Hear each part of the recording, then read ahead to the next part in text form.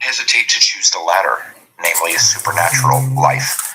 This adventure precedes a test that is the exact copy of that which Wolfram Scavain performs in the castle of the maiden, and which ends with the possession of.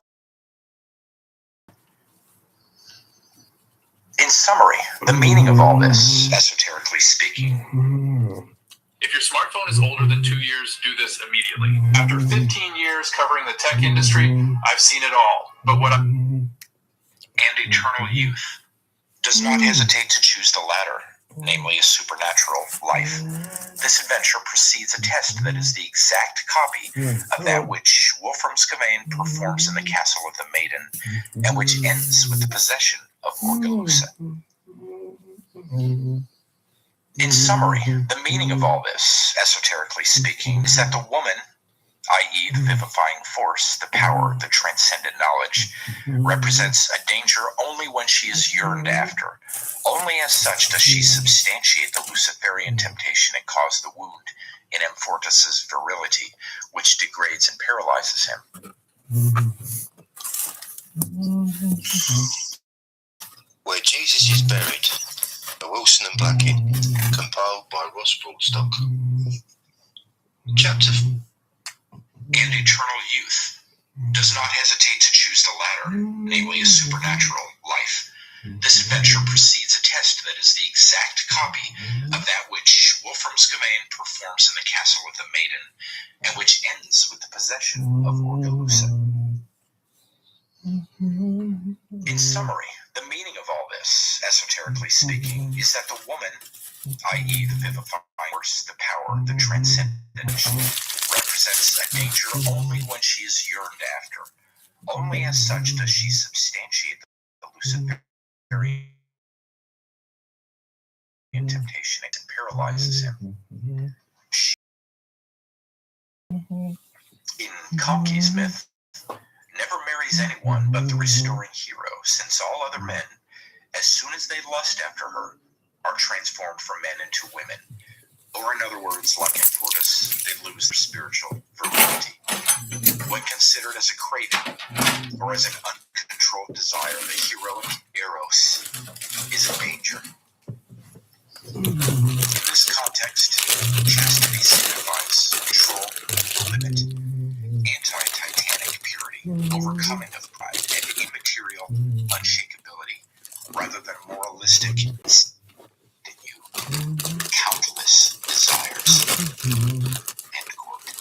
The triumphal peace corresponds to the Olympian state that is regained by the hero. Quote, by fighting on, you have pacified your soul. End quote. Asceticism of power, the overcoming of both the wild, virile element and of desire, and purity and victory. Only when these characteristics are present does the unshakable, sidereal, and purified virile nucleus develop in a human being. This makes one fit to assume the Grail, to enjoy the full view of it without being blinded, destroyed, or incinerated on the spot.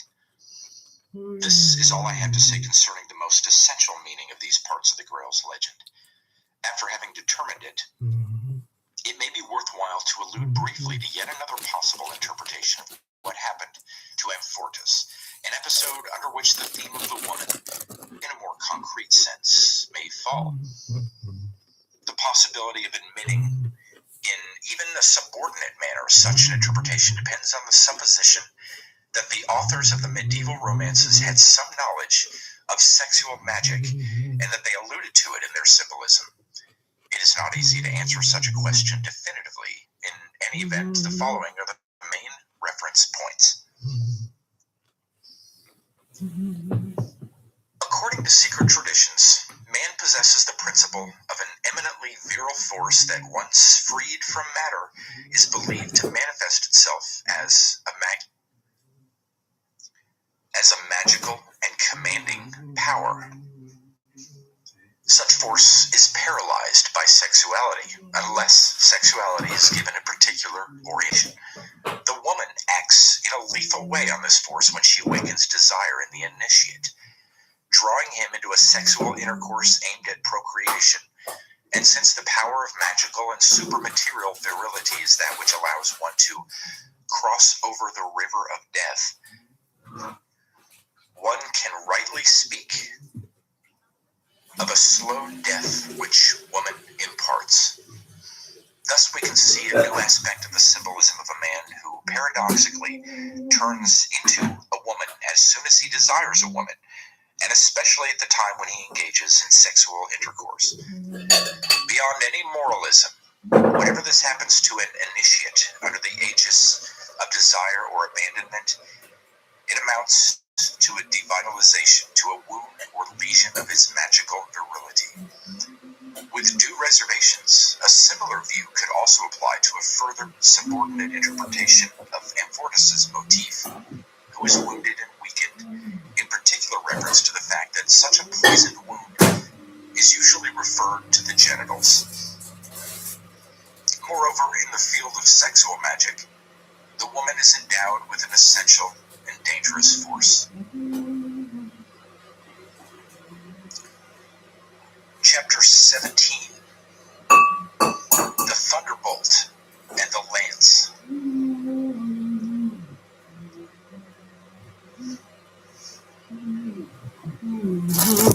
At this point, I will find the Grail itself. It has been noted that the Grail, as a stone fallen from Lucifer's crown, resembles in a specific and significant way the frontal stone, Urna, that in Hindu symbolism, especially in Buddhism, often represents the place of the third eye, or Shiva's eye. This is an eye that is endowed with both the transcendent or cyclical vision, known in Buddhism as Bodhi, or spiritual enlightenment, and a fulgurating power. This latter aspect is in direct relation with what I've previously discussed, considering that it is with this eye that Shiva incinerated the god of love, Kama, when the latter attempted to awaken in him desire for his consort, Shakti. Moreover, in some esoteric traditions of yoga, the frontal eye corresponds to the so-called center of command, Ajna Chakra, which is the highest seat of transcendent virility, namely that virility in which Shiva's symbolic phallus manifests itself in the form of Itara, to which it is attributed the power to cross the stream of becoming, or to go beyond death. After all, according to its generic aspect of stone fallen from the sky, the Lucifer stone recalls the fulgurating power through the symbolism of the so-called stones of the thunderbolt, or meteorites mentioned in many traditions, in which they often represent the thunderbolt itself. Here, René Guignon has shown the possibility of the symbolism of the ancient stone battle axe that breaks and shatters. This axe, too, has symbolized the thunderbolt in traditions that almost always are reconnected with the primordial Hyperborean tradition and with its heroic or Olympian representatives, in any event, anti-Titanic. Thus, the axe refers not only to Shiva, who incinerated the Hindu Eros, but also to Parasurama. It corresponds to Mjolnir, Thor's war hammer, and is the symbolic weapon with which these two gods strike and defeat telluric, titanic, or wild beings. Thus, the battle axe is synonymous of that thunderbolt with which the Hellenic Olympian god exterminates the Titans, and especially of the Vajra of Indra, the heavenly and warrior god of the primordial Indo-Aryan hosts. This last reference is particularly interesting inasmuch as the Vajra includes three meanings: scepter, thunderbolt, and adamantine stone. The first meaning recalls the meanings expressed in the symbolism of the lance. A Celtic saga that has a strict relation with that of the Grail is the saga of Peronic, Its main motifs are a golden bowl and a diamond lance that must be taken from a castle inhabited by a giant. The bowl has the same beneficial qualities as those of the Grail. Quote, it instantaneously provides all the food and riches one desires. When drinking from it, one is healed from all sickness, and the dead come back to life. I'm listening to Mysteries of the Grail adamantine lance presents the dreadful characters of the Luciferian stone of the Vajra, the Force Scepter Thunderbolt. It is an inexorable lance. The lance sans mercy, examines cross-cultural myths of a pre-Christian tradition, but as such, it is also a pledge of victory. And how it all fell into as hermeticism. Soon as the hero Peronic touches these objects, much of what Voda puts forth as speculation is right on. The palace disappears. I've got a Grail book as well by the forest with the lance and the Lucius, bowl, which he brings to the king of Britain. This phenomenology parallels that of the Grail and the Siege Perilous. Excuse me. Cyclical view. I should be eating in bed, but power of command, I just can't be bothered. Axe Thunderbolt.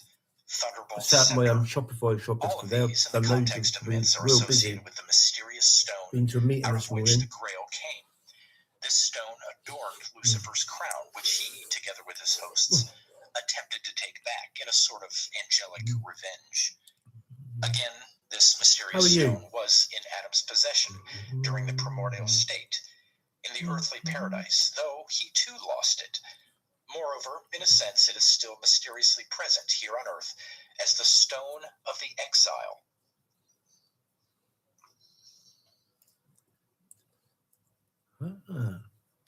Who's that way? The tradition of the earthly paradise as a seat of the Grail corresponds to the tradition that identifies them with each other.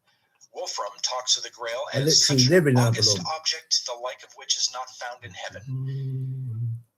In the Queste du Graal, Galahad, contemplating the Grail in the Palais Espirituel, experiences an awesome shudder and begs God to take him out of this life and to let him into heaven, having already fully known the mystery of the Grail. In the Percival le Galois, the castle Grail is named Eden. In the Dio Crone, the quest leads Gawain to a country that, quote, may well be considered the earthly paradise, end quote. During the 15th century, Valdenaire relates that according to ancient sources, Lohengrin, the Knight of the Swan, allegedly came from the Grail, which earlier on was called the earthly paradise, and yet it is not paradise, but a place of sin that is reached through great adventures and out of which paradise is literally, well, it is just down the road. One can leave. The actual place. Thus, the Grail, in one way or another, is also reconnected where with the new attainment Jesus of the primordial state, which is represented by the earthly paradise. I've already mentioned the tradition according to which Seth allegedly attained the Grail again in the earthly paradise. This is a very interesting motif, considering that I'm really tired. In Hebrew is a name susceptible to two opposite meanings. Went to one last night. I've been really busy making my foundation on the other hand. Doing all my the first meaning points to the Luciferian substratum, making all my designs and that, and opening my Shopify shop, to change which nature I'm in the and be middle of, transformed into but I'm a too foundation. tired to. Hence, the I'm gonna, second meaning of set after I eat this, foundation, I'm gonna put this hat over my head and having my an eyes. essential relation with the I'm gonna regal listen to this function and go generally to sleep conceived and as an keep emanation streaming, of the power because I think of the people center. might get something from this if they want to. In this, we may encounter the interpretation of Wolfram's mysterious lapsit exilis as lapis berylis, meaning central stone, and as lapis berylis, stone of the Lord. In some Syriac texts, mention is made of a precious stone that is the foundation or center of the world, hidden in the primordial depths near God's temple. It is put in relation with the body of the primordial man, Adam, and well, I can actually prove that the all the hills like Glastonbury, there's loads of these little mini conical pyramid hills, and some of them.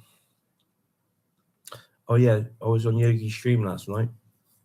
I went on a little bit, probably. I just get so excited. They all are these hills. They're like conical pyramids, and they encase a huge quartz crystal. And I've actually dug one up by hand, 10 square meters by about 2 deep, and it's just a massive quartz. Yeah, it was good. It was interesting. Well, it's just me talking, really, as usual. But I've done loads of them. Oh, that's some of those. I'll show you. I've turned loads of my tarot cards into t-shirts. I'm pretty tough. Let's have a look.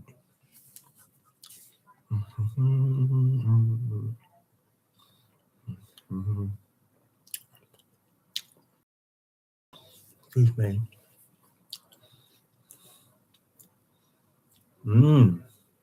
Rich-related quartz, nice. Right here.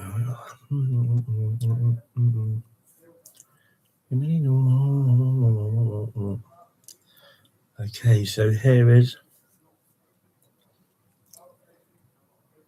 death. Can you see that?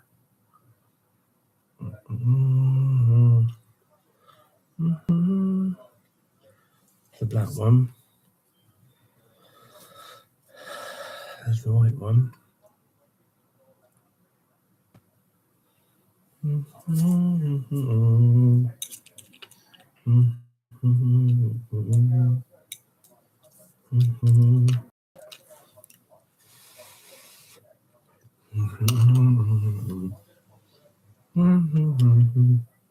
Excuse me.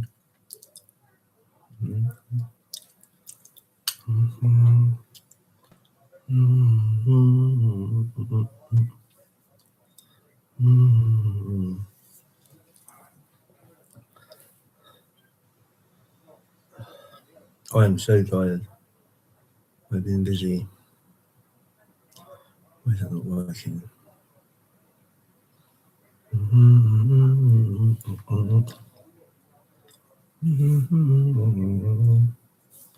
I'll have all on there. Oh, that's weird, isn't it?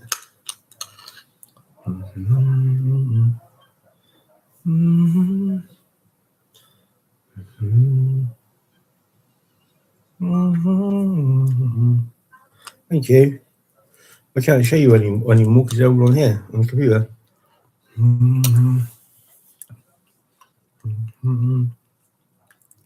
But I can show you a video.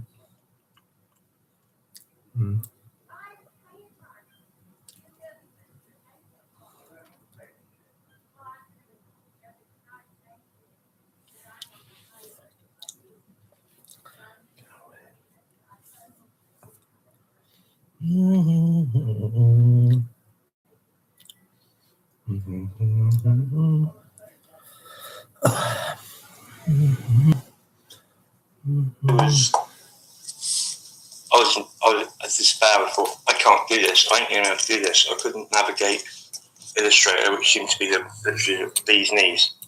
Anyway, so I thought to myself, well, hang on.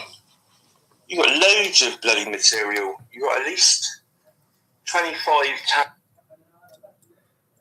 50 paintings and stuff. Don't worry. Swords.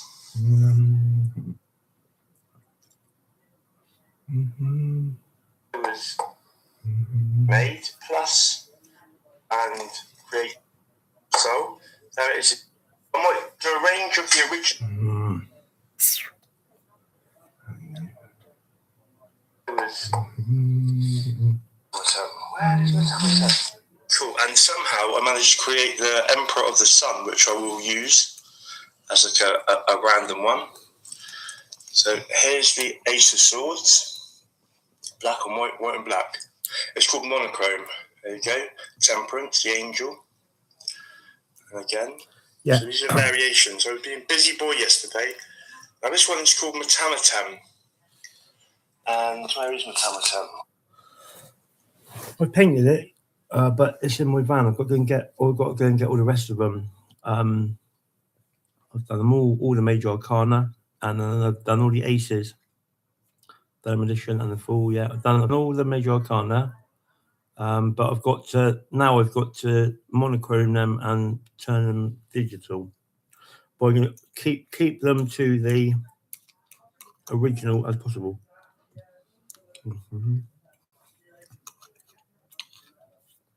The magician was. I have been busy. I started my Shopify shop. My magician is a bit different. It's really different. So in England, hey Siva, in England we used to have a really famous comedian called Tommy Cooper, and his thing was he was a magician, but he was absolutely terrible. He was like a really crap magician, but he was really funny, and he used to wear this fez. So my magician card is like just basically the fez with abracadabra and the symbols, and that's it. And I thought, here's the ultimate magician. Excuse me.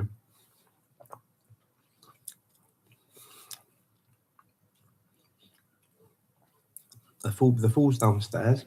I've done the fool's downstairs. The hanged man's a good one. Oh, I like my hermit as well. I like all of them. The Hierophant, the Empress. So I've turned what I've done in my designs. I've done Ace of Swords, Strength, Ace of Wands, Death, the Emperor of Cups, and the Sun. It's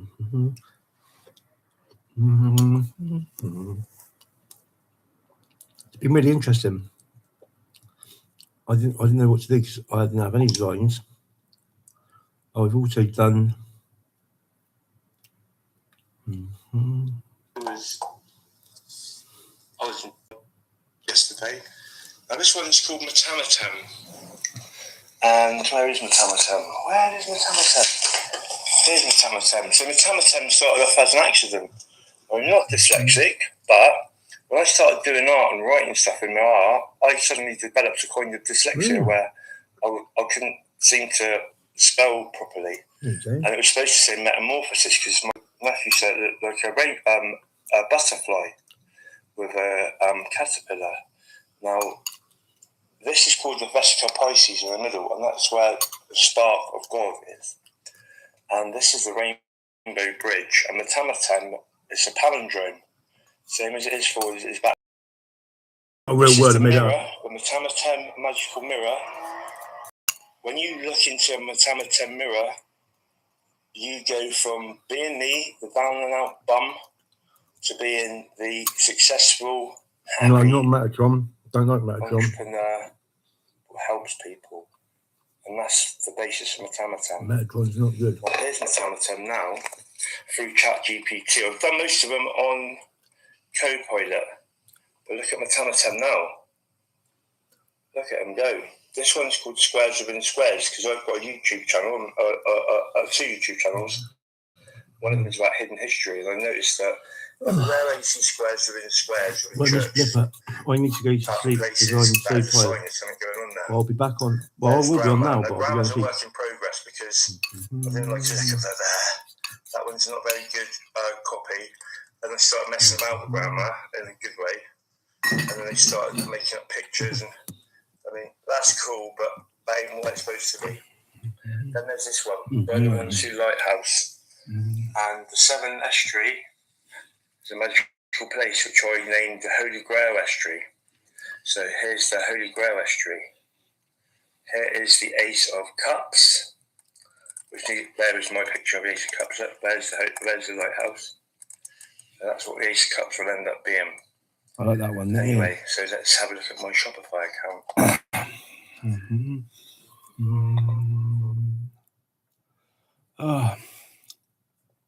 But yeah, I'll be about later on, Miss Blipper. Thank you for coming and saying hello. As always, love you. I'm going to listen to the Grail story. So many different Grail stories, but I like the pre-Christian ones. More like it, if you ask me. Interestingly enough, with an inaccessible place, the access to which again, must not be again to the dark side. people. Here, the underworld.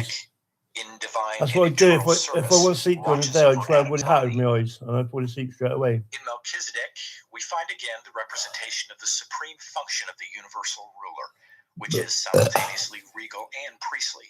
Excuse Here, me. this representation is so it's some kind of guardian of Adam's body, who originally possessed the Grail and who, after losing it, no longer lives. This is found together with the motifs of a mysterious stone and an inaccessible seat. I've previously pointed out that a central meaning is inherent to the symbolism of the heavenly stones that are to be found wherever a given race either embodied or intended to embody a polar function within the cycle of a given civilization.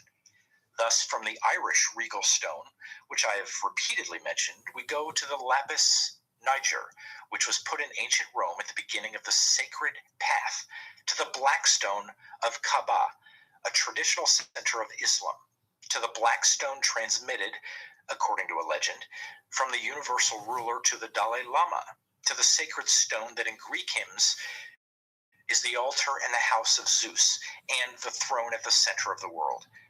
And finally, to the omphalos, That's the it, the sacred stone of omphalos. Delphi, I'm trying to the think what the name of traditional the center of omphalos ancient thing was. Hellas, which was conceived also as the first post-Diluvian creation of the primordial race, the race of Deucalion. This sacred central stone, omphalos, was also called betil, betil being a stone that, like the Grail, represents victory. We learn from Pliny, quote, Sotakos creates two other types of thundering objects, black and red. Those that are red are similar to an axe head. Those that are black are round and sacred, and it is through them that cities and fleets are defeated. And they are called Baitulos, meteorite. Those that are drawn out are called Seronius, thunderbolt. End quote. But the name Baitulos in Greek is identical to the Hebrew Bethel, which means the house of the Lord, and suggests the famous story of Jacob, who defeated an angel. Jacob named Bethel the region in which a sacred stone indicates the dreadful place where a ladder joins heaven and earth. Quote, how awesome is this place? This is none other than the house of God, and this is the gate of heaven. End quote, says Jacob. And yet in Jacob, we can still discern the Luciferian component proper to heroic realizations. His name means usurper. Jacob struggles with the angel and forces him to bless him. He manages to see Elohim face to face and to save his life by fighting against the divine. The angel says to him, quote, your name shall no more be called Jacob, but Israel, for you have striven with God and with men and have prevailed. End quote.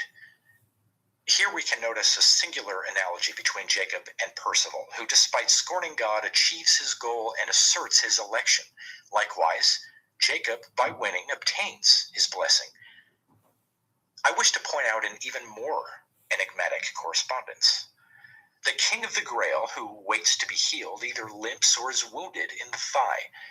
In Jacob's story, Jacob is wounded in the thigh by the angel and limps. When the angel saw that he could not prevail against Jacob, he touched the hollow of his thigh, and Jacob's thigh was put out of joint as he wrestled with him. Once again, we find further connections that I cannot pursue or develop in this context. Therefore, I wish to make this point. The Grail, Betil, is connected to the primordial state as a foundation, and in relation to this, like Jacob's stone, it represents something that unites heaven and earth, essentially under the sign of a supernatural heroic victory and of a central function. Moreover, it is clear that the tradition that makes of Seth a conqueror of the Grail is related to another tradition, according to which Seth allegedly took a sprout from the plant located in the middle of the Garden of Eden. From this sprout grew the tree that appears in the legends of Prester John, Alexander, and the Great Khan in various forms, including that of the dry tree of the empire. Such a tree appears in the Grand Saint Graal and in the Cuesta du Graal and in Le Morte de Arthur. in relation to the so-called Ship of Solomon and to the test of the sword. This is a mysterious ship on board which are a bed, a golden crown, and a sword ornamented with strange pendants. These pendants are made with 3 strands of different colors, white, red, and green, which were woven by Solomon or by his wife with branches of a tree grown from a sprout of the central tree of paradise, in 3 phases of its development. The sword is that of David, the priestly king, who was often confused with the figure of Prester John. Here is a significant detail. The scabbard of this sword is named Memory of Blood, Mémoire de Sang. An inscription warns that only one knight will be able to hold this sword. He will exceed all those who preceded him and who will follow him.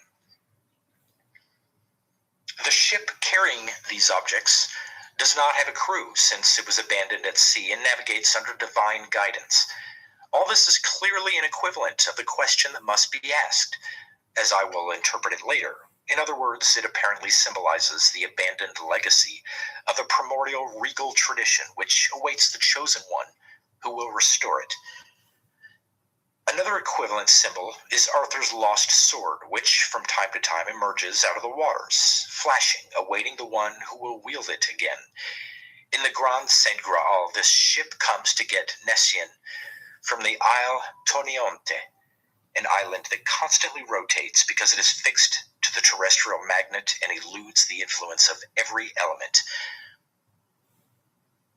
Analogously, in Le Mort d'Arthur, Chapter 17, the ship comes from parts west that men call the Isle of Turnants.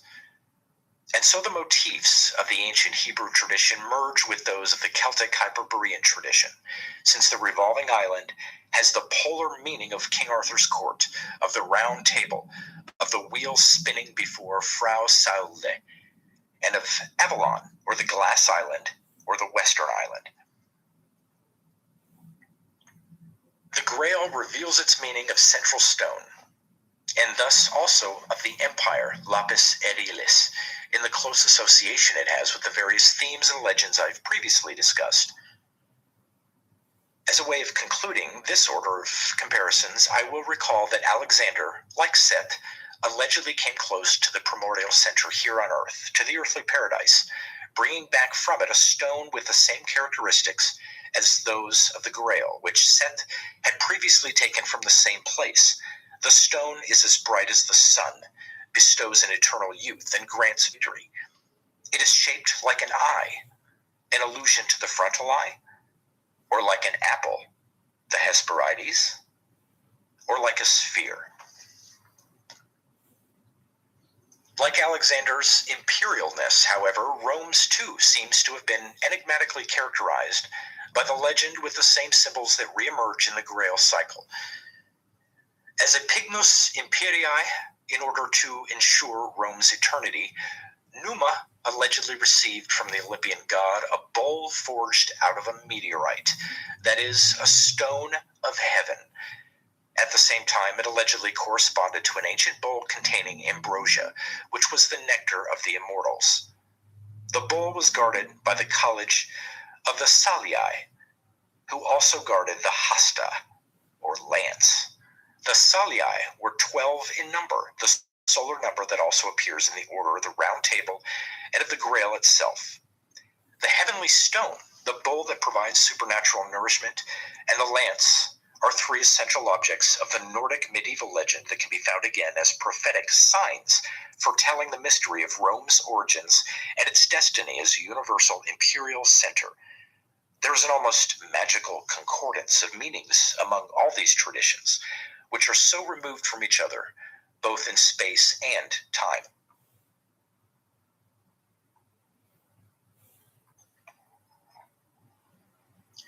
Chapter 18. The Mystery of the Lance and of Revenge.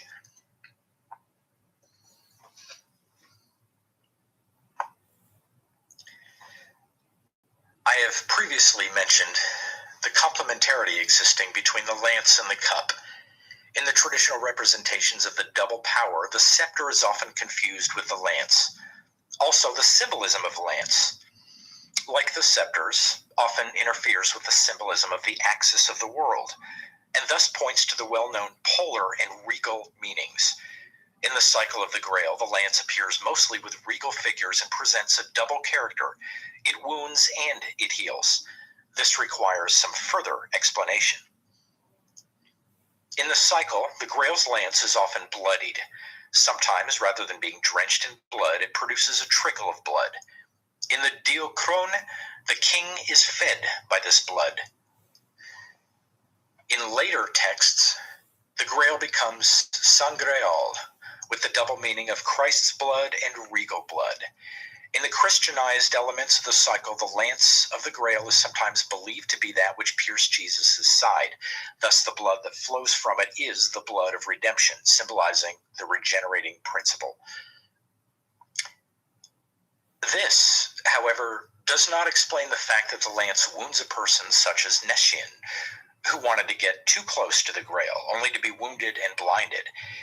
His sight returns and the wound heals in virtue of the blood that flows from the lance's blade once it is pulled out of the flesh. In the Grand Saint Graal, when such a phenomenon occurs, a shining angel declares that this is the beginning of the marvelous adventures that will take place in the land to which Joseph of Arimathea will travel, namely in the northwestern region. Thanks to these adventures, quote, true knights will be recognized from false ones, and the earthly knighthood will become the heavenly knighthood, end quote. Then, the miracle of the blood flowing from the blade will occur again. Even the last king of Joseph's dynasty will be wounded in both of his thighs by the lance, and will be healed only at the arrival of the one who will discover the mystery of the Grail, being qualified to do so. In this context, the blood of the lance seems to be related to the virtue of the restoring hero. But in this text, one also finds mentioned that the lance aventurus can inflict a wound, in the sense of inflicting a punishment that is meant to recall Jesus' wound. All this seems to overshadow the sacrificial motif. In other words, what is recalled is the necessity of a mortification or of a sacrifice as a preliminary condition for the Grail's experience not to turn lethal. In other texts, however, this motif is mixed with the theme of revenge. The lance, with its blood, hints at a vengeance that the chosen one must exact, for only then, together with the fulfillment of the mystery, will peace and the end of the kingdom's crisis be ushered in. In relation to this variation, the restoration assumes the character of a reaffirmation or of a victorious assumption of the same force or tradition that others had previously picked up only to fall or be wounded by it. In this context, the Christian theme of sacrifice is modified according to a more virile sense, which should be considered the original one. In Vachier, the steel of the lance is found fixed in the body of a dead knight. The one who pulls it out must avenge him. Thus, the avenger is also the restorator. In any event, from a blood of enigmatic characteristics, redemption blood, blood of sacrifice or of revenge, we go to blood conceived as regal blood. The lance, in the end, leads to the triumphal peace. The central and solar vein of this tradition is reconfirmed again and again, shining through the labyrinths of symbols and the opacity of historical stratifications. The theme, La paix sera par ses lances, is already found, together with that of revenge, in the Celtic legend of Peredur ab Evrog, which probably influenced the Grail stories. Like Percival, the hero Peredur is cursed for not having asked the question, which here means for not having inquired, about the extraordinarily big lance from which 3 rivulets of blood trickle out. In some forms of the legend, the castle in which these objects are found is confused with a second castle, the king of which is an old and lame knight. Peredur exclaims, quote, by my faith, I will not sleep tranquilly until I know the story and the meaning of the lance, end quote. explanation, which is found at the end of the tale, is that the supernatural Amazons of Caerlew had wounded a king who turns out to be this old knight and killed his son, to whom the severed head belongs. Peredur significantly turns to King Arthur and with his help exacts vengeance and exterminates the supernatural women. After this, the lame king regains his health, his kingdom, and his peace. The women recognize in Peredur the one who had studied martial arts under their tutelage, though they knew he was destined to kill them. A perceptive reader will understand what this is all about. Concerning the wound caused by the women, the reader may refer to what I previously said from a double interpretive perspective concerning Amfortas's wound. More in general, we have here the aspect according to which the heroic type always overcomes the woman. The Amazon, symbolically speaking, is the feminine principle that usurps the function of dominion. Though the hero needs the woman, and through her is able to become such, he still must destroy in her the traits according to which she proved fatal for the previous dynasty.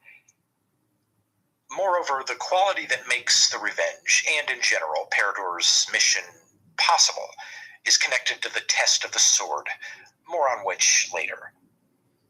In the castle of the old man, Peredur had broken his sword by striking an iron pole, proving to be able to repair it immediately.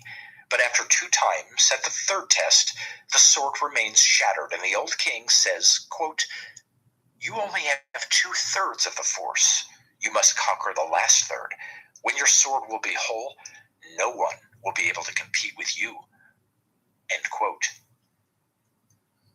This deficiency implicitly appears as the cause owing to which Peredur does not ask the question, and thus cannot carry out the task of revenge. These are the 3 degrees of a test that may be characterized by the following formula: once stricken, I rise up again. This refers to the capability of taking up again and reaffirming in a sacrificial manner, hence eventually a reconnection with the Christian theme, an energy that is broken in one of its material and elementary forms. The theme of revenge is probably related to some historical element that was absorbed by the saga, the king's wound always corresponding to some rebellion of forces or people that have usurped or are trying to usurp its function. The complete form of the legend follows the pattern: the blood that drips from the lance calls for revenge. Thus, to mend the broken sword is the first task, which leads to the question test. This is followed by the revenge, the restoration, and the glorification. Then the lance becomes a bright symbol of peace. The fundamental themes of the ancient Celtic legend of Peredur correspond exactly to those of the legend of Percival, which in this way evokes ancient elements of a non-Christian origin and spirit. A last reference in this sense may be indicated in the destruction of the Dagas hostel, and in the Musca Ulad, in ancient Celtic legends in which mention is made of a powerful and lethal lance and of a bowl containing blood mixed with a flaming poisonous substance. As soon as the lance is immersed in this bowl, its flames are extinguished. In Wolfram, Amfortas owes his wound's torment and incurability to a burning poison in which the tip of the lance was dipped. In this, it is said, quote, "God has manifested his wonderful and terrible power," end quote. It is the equivalent of the poisonous and burning, bleeding substance mentioned in the ancient Celtic legend. The lance, in its positive aspect of scepter, dissolves and puts out this substance, much as Heracles, as an Olympian hero, becomes the liberator of the Titanic hero Prometheus. Then the darkness and the tragedy are dispelled, and the Hyperborean memory of blood which guarded the sword is reawakened. The mystery of the regal blood is realized.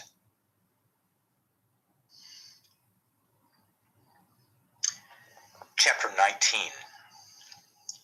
The Dolorous Stroke.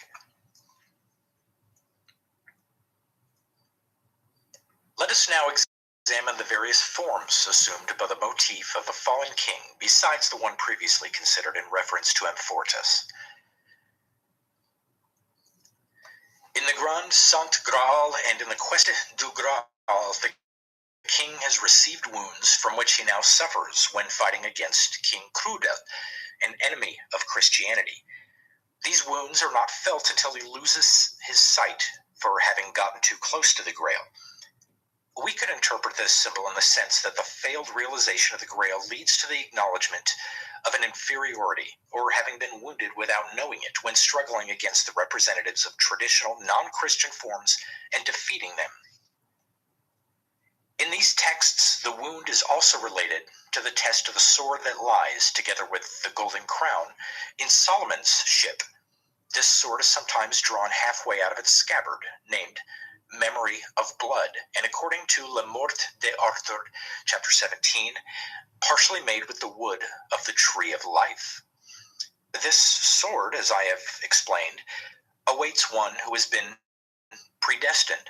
A sign warns that he who wants to use this sword will find it useless in time of need. Nessian wields it against a giant, but it breaks in half.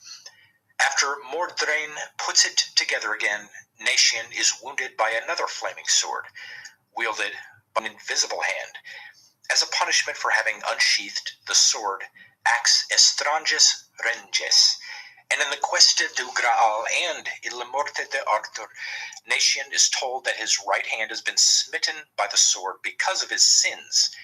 And in the Grand Saint Graal, Nessian is healed by a priest who walks barefoot on the sea, as if to symbolize the qualification Nessian should have exhibited in order to wield the sword legitimately.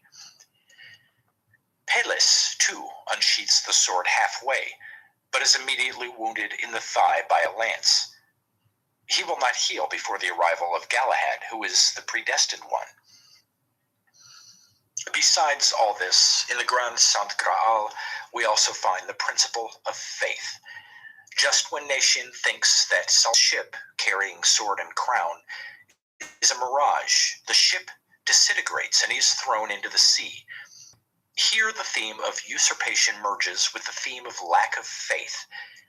In one of the versions, Joseph of Arimathea's disciple Moses, lacking faith, is swallowed up by a chasm that opens up beneath the perilous seat reserved for the elect one.